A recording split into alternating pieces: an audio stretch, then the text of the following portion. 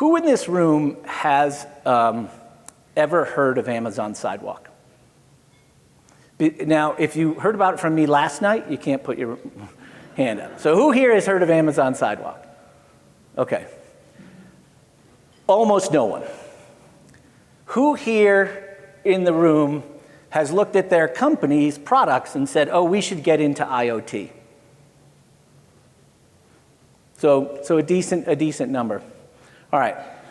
How many people in this room have either an Alexa device in your home or a Ring doorbell or Ring camera? So that's pretty representative of the US, of actually the developed world population. So here's what Sidewalk is. So Subeka is an IoT company. We are built on a number of things. We are not only built on Sidewalk, but that's what I think it gets to be kind of a fun, sticky conversation when I tell people what it is. So Amazon Sidewalk, we have built all of our technology.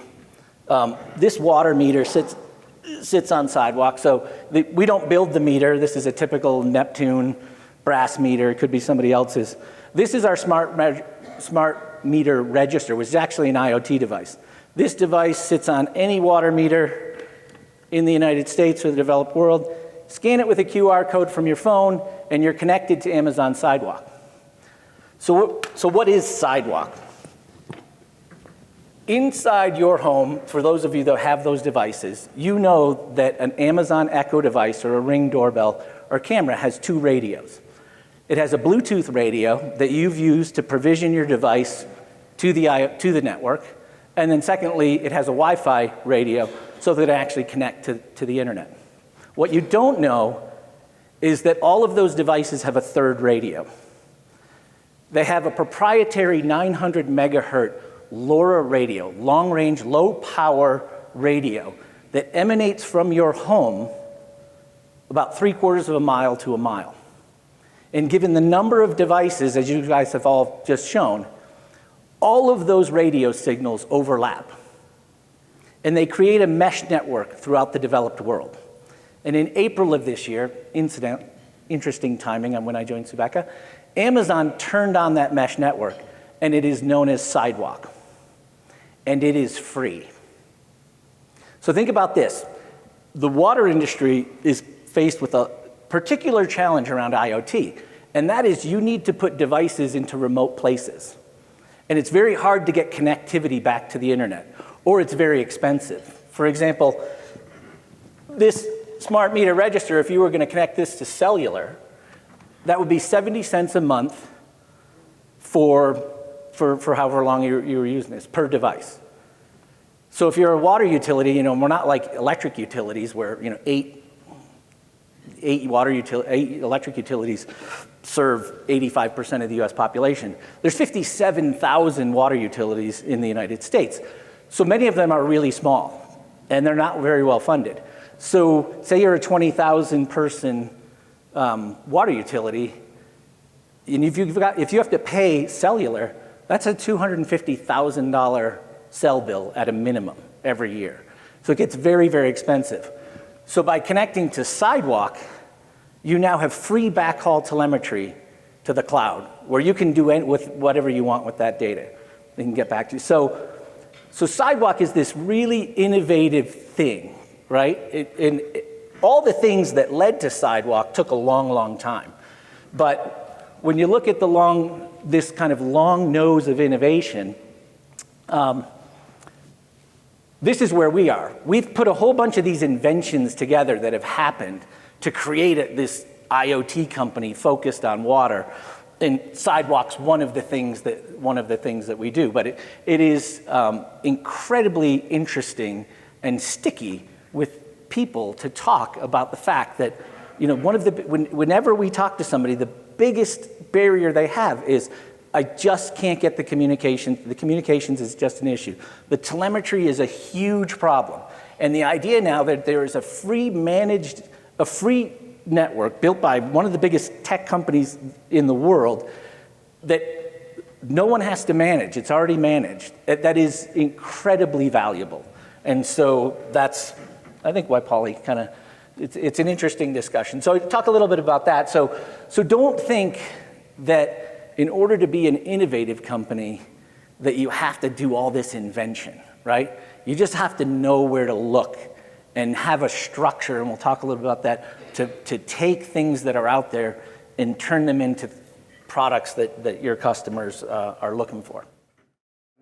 But to kick us off for right now, I would certainly love to hear more about the disruption side of things. Just thinking about coming from Amazon, Amazon is disrupting a lot of industries. And just thinking, how has that been part of your professional journey? And how has that maybe led you to Sebeka? But also, do you consider yourself a disruptor or not? I don't know about the last one. I don't know that I do consider myself a disruptor. Kind of my mental image is just kind of that environmental engineer in a relatively sleepy market. But I guess in some ways, sure. I think as far as being a disruptor or working in disruption, one of the things for me that was it was an interesting journey going from like an Arcadis to an Amazon, right? That is a massive culture shift, but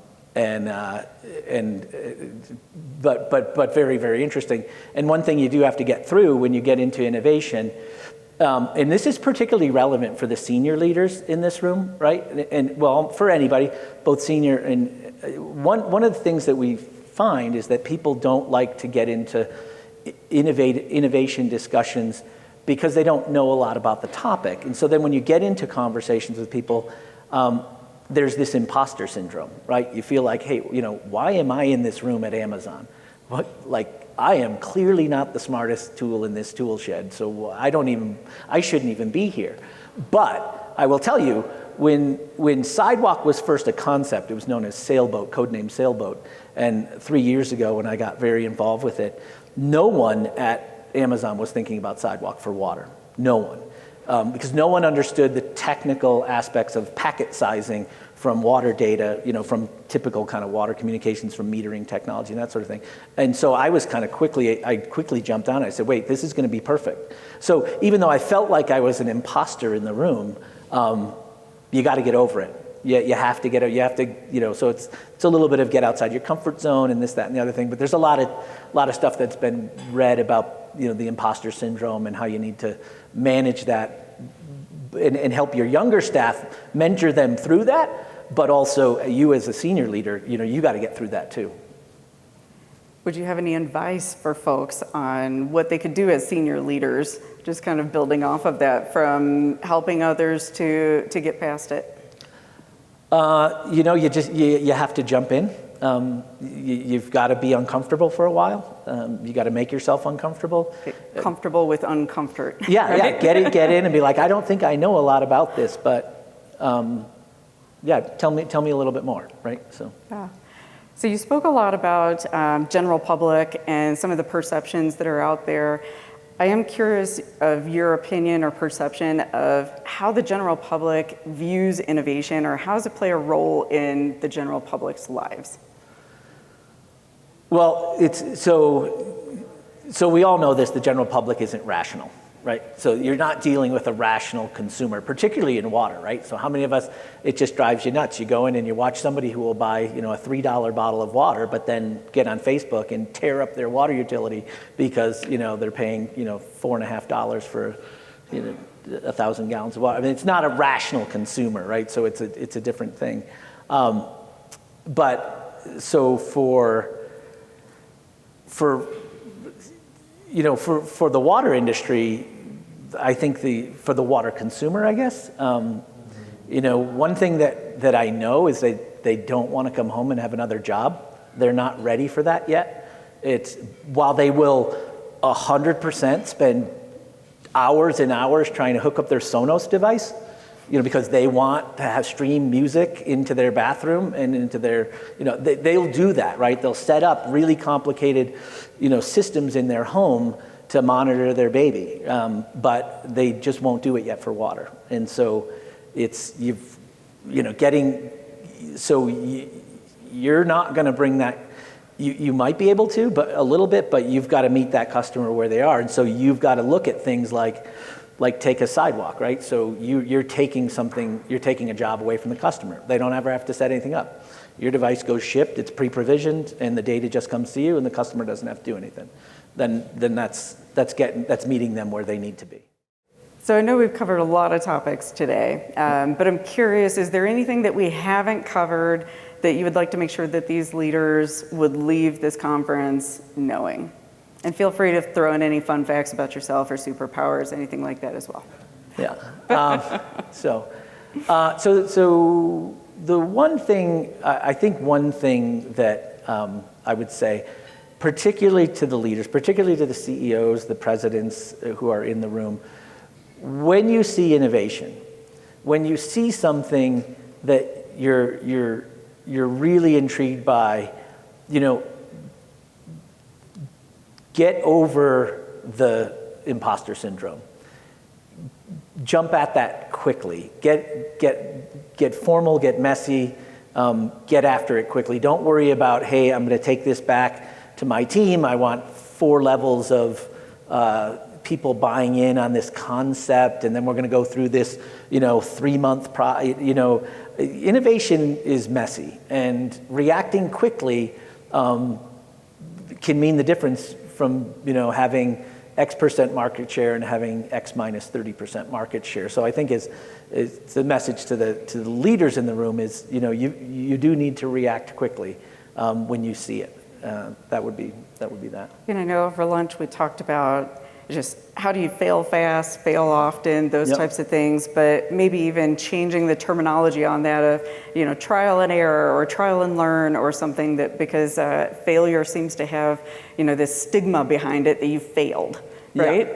Yeah. So anything you would expand on that? Yeah, I don't know. I like that fail fast. I don't mind the failure word. I think it sets a cultural tone. I think if you try and gloss over it, your employees see through it. They know that you're talking business speak. Let them know if they fail, it's okay.